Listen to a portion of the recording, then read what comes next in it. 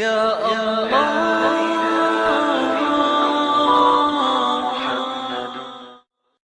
মাধ্যমে শুরুতেই আমরা নিচ্ছি টেলিফোন কল। আসসালামু আলাইকুম।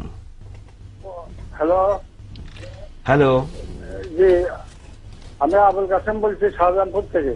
আচ্ছা, অনেক ধন্যবাদ জনাব আবুল কাসিম, প্রশ্ন করুন। জি, জামাতের নামাজে ইমামের পিছনে সূরা ফাতিহা পড়তে হবে কিনা? আচ্ছা, আর কোনো প্রশ্ন? আর হলো যে বেতন নামাজ কিভাবে পড়া যায় সুন্নত হিসাবে? আমরা তো প্রচলিত পড়ে আসছি। জি জি, অনেক ধন্যবাদ জনাব আবুল কাসিম। আমরা উত্তরটি জেনে নিচ্ছি প্রফেসর ইব্রাহিম। আলহামদুলিল্লাহ ওয়াসসালাতু ওয়াসসালামু আলা রাসূলিল্লাহ ওয়া বা'দ। সূরা আল ফাতিহা সালাতের মধ্যে, বিশেষ করে জামাত যখন হয় তখন ইমামের পেছনে পড়তে হবে কিনা, এই বিষয়ে যোহর এবং আসরের সালাত সম্পর্কে জাবির ইবনে আব্দুল্লাহ রাদিয়াল্লাহু তাআলা আনহুর একটি হাদিস বর্ণিত হয়েছে যে কুন্না নাকরাউ ওয়ারা আল ইমাম ফি যুহরি ওয়াল আসর ফি রাকাতাইনিল উলায়াইনি বিসূরাতিল ফাতিহা ওয়া সূরা, যে আমরা যোহর এবং আসরের প্রথম দুই রাকাতে ইমামের পিছনে সূরা ফাতিহা পড়তাম এবং আরো অন্য সূরাও মিলিয়ে আমরা পড়তাম। অফিল উখরায়াইনি বিসূরাতিল ফাতিহা, আর শেষ দুই রাকাতে শুধু সূরা আল ফাতিহা পড়তাম। আর মাগরিব, এশা বা ফজর এই তিন সালাতের মধ্যে যখন ইমাম জোরে কেরাত পড়েন তখন কি সূরা ফাতিহা পড়তে হবে? যদিও এখানে দুটো মত আছে, যে ওলামাদের অনেকে বলেছেন পড়তে হবে না।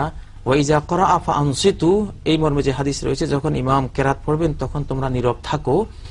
এই হাদিসকে কেন্দ্র করে মুসলিম জাহানের অসংখ্য ওলামারা বলেছেন যে এই সময় জোরে কেরাতের রাকাতগুলিতে মুক্তাদিদের এটা পড়তে হবে না, সূরা ফাতিহা বা অন্য কোনো সূরা পড়তে হবে না। তবে ইকরা বিহা ফি নাফসিকা, মনে মনে কল্পনার কথা হানাফি উলামায়ে কেরাম বলেছেন, এটা হলো একটা মত। কিন্তু সবচেয়ে যেটা শক্তিশালী অভিমত সেটা হাদিস সম্মত সবচেয়ে, যেমন তিরমিজির হাদিসের মধ্যে রয়েছে নবী সাল্লাল্লাহু আলাইহি সাল্লাম একবার তিনি ফজরের ইমামত করছিলেন, তখন তিনি কোরআন পড়তে গিয়ে একটু সমস্যায় পড়লেন। সালাম ফিরিয়ে তিনি জিজ্ঞাসা করলেন, লাআল্লাকুম তাকরাউনা ওয়ারা ইমামিকুম, মনে হয় তোমরা তোমাদের ইমামের পেছনে তোমরা কেরাত পড়ো। আমি বলছিলাম যে মালি উনাজাউল কোরআন, কোরআনের সাথে আমার টানা হেঁচড়া কেন চলছে? তখন সাহাবীরা বলেন যে নাম, হ্যাঁ আমরা পড়ি। নবী সাল্লাল্লাহু আলাইহি ওয়াসাল্লাম বললেন যে ফালা তাফআলু ইল্লা বিউম্মিল কোরআন, তো তোমরা সূরা ফাতিহা ছাড়া অন্য কোন সূরা পড়ো না।